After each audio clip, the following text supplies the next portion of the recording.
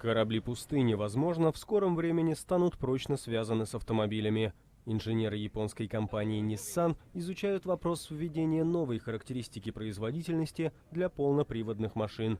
Она будет называться «силой пустынного верблюда» или просто «верблюжьей силой».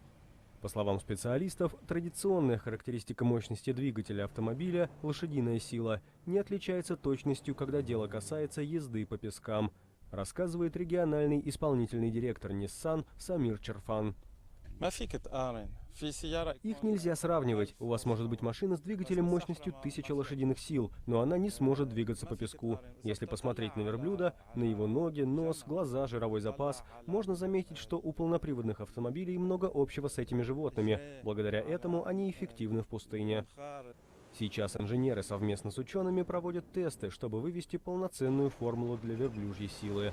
По их словам, на это может уйти несколько месяцев. После этого специалисты собираются подать заявку, чтобы сделать эту характеристику официальной для всех внедорожников, продаваемых в странах Ближнего Востока.